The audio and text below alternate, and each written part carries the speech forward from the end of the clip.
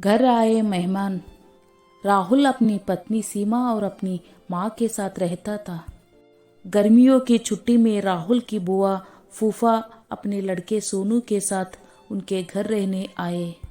घर आते ही फूफा जी राहुल से बोले कि यहाँ तो बहुत गर्मी है, घर में कोई एसी नहीं है क्या? राहुल की माँ ने बोला, भाई साहब, अभी कुछ दिन पहले ही राहुल ने अपने कमरे में एसी लगवाया है। ये सुनते ही फूफा जी अपने बेटे से बोले कि सारा सामान राहुल के कमरे में ले गए। राहुल और उसकी पत्नी सीमा चुप रहे, क्योंकि उन्होंने सोचा कि कुछ दिनों की तो बात है। इस तरह बुआ फूफा जी को राहुल के घर रहते 1 महीना हो गया। राहुल ने अपनी माँ से पूछा कि बुआ जी कब जाने वाले हैं?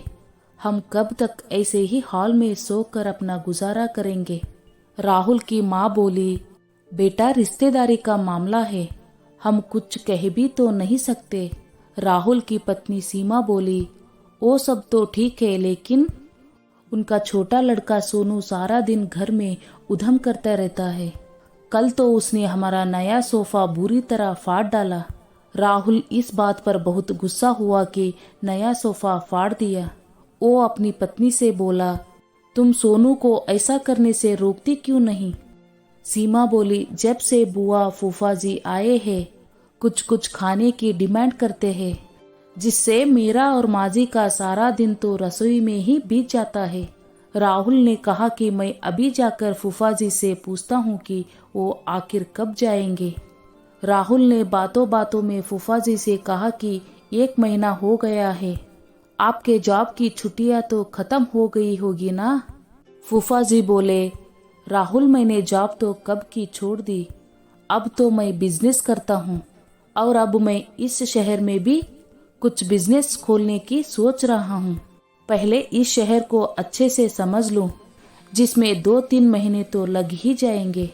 ये सुनकर राहुल समझ गया कि फूफा जी अभी जाने वाले नहीं हैं। उसने ये बात अपनी पत्नी और माँ को बताई। सीमा बोली, जब घी सीधी उंगली से नहीं निकलता तो उंगली टेढ़ी करनी पड़ती है। इनके साथ भी कुछ ऐसा ही करना होगा। आप ये काम अब मुझ पर छोड़ दीजिए। उसी रात बुआ और फूफा जी छत पर थे। तभी उनका लड़का सोनू चिल्लाता हुआ उनके पास गया और बोला कि मैंने अभी एक चुड़ैल को देखा है। तभी एक चुड़ैल वहां आ गई और बुआ और फूफा जी को बोली कि तुम में से कौन पहले मेरा भोजन बनाना चाहेगा? चुड़ैल को देखकर वो बहुत डर गए और उस घर से भाग गए। उनके जाने के बाद सीमा ने अपना चुड़ैल का मुखौटा उतारा। बुआ के परिवार के जाने के बाद सब ने चैन की सांस ली। सीमा की सास ने सीमा से कहा कि तू तो बड़ी अच्छी चुड़ैल बनती है। ये कहकर सब हंसने लगे।